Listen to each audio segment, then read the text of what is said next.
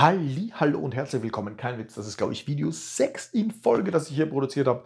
Und zwar ein ganz tolles, wichtiges Thema, was hoffentlich euch noch hilft in diesem Jahr. Und zwar, wie ist das Wetter im Frühjahr, im Mai in Sardinien? Weil wir haben es definitiv unterschätzt. Und falls euch auch interessiert, wie das Wetter in Irland im August ist, abonniert auf jeden Fall diesen Kanal. Das Video folgt in Kürze.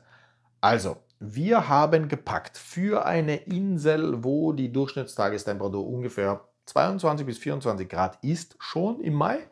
Es war eigentlich super entspannt. Wir haben beide noch eine Thermounterwäsche mitgehabt und dachten uns, es wird komplett gemütlich. In der Früh ungefähr Temperaturen 14 bis 16 Grad.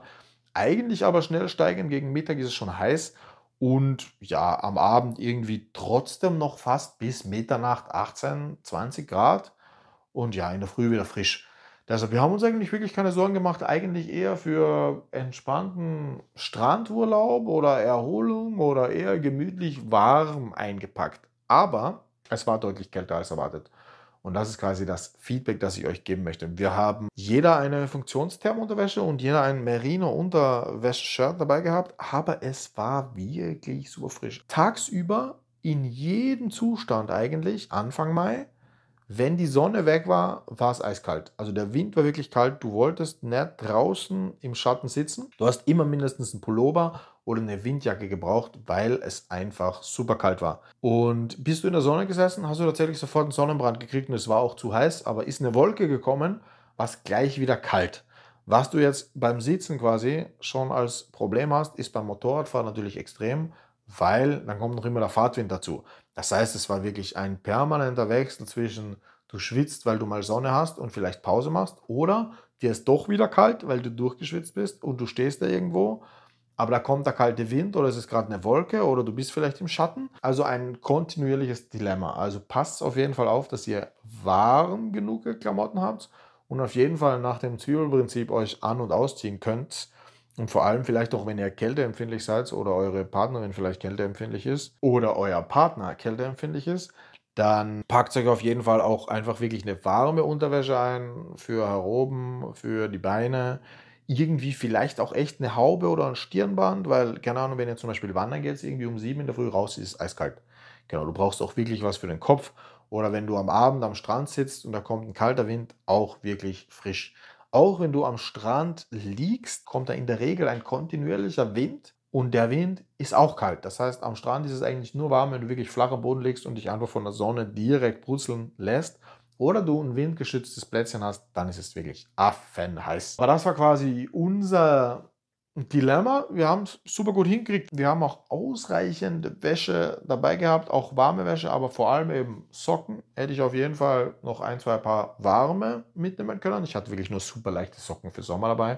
Für Motorradstiefel und Fahren hat das schon gepasst. Aber trotzdem in der Unterkunft wäre es vielleicht angenehm gewesen, was Wärmeres zu haben. Ich hatte auch nur einen Pullover dabei, dementsprechend, und eine Windjacke. Die beide habe ich manchmal kombiniert. Schlapfen oder einfach irgendwelche Hausschuhe sind noch super praktisch, weil in den Unterkünften war bei uns immer eigentlich Fliesenboden und der war wirklich auch super eiskalt. Wir hatten beide so Badeschuhe dabei und dementsprechend war das perfekt für drinnen. Drinnen ist man ja bestenfalls nicht so lang, also passt das auch. Genau, die Anreise haben wir über die Schweiz gemacht und ja, es hatte 8 Grad irgendwo beim San Bernardino auf gefühlten 3000 Höhenmeter, natürlich nicht. Und es war wirklich eiskalt.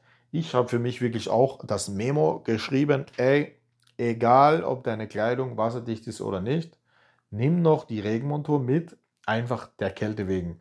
Weil die Anreise darunter nach Genua durch die Schweiz eben, es ist so verdammt kalt. Es war links und rechts, also es war wirklich auch Schneefall angesagt, es war bis zu 3 Grad. Keine Ahnung, 3 habe ich am Moped nicht gesehen, eben aber 7.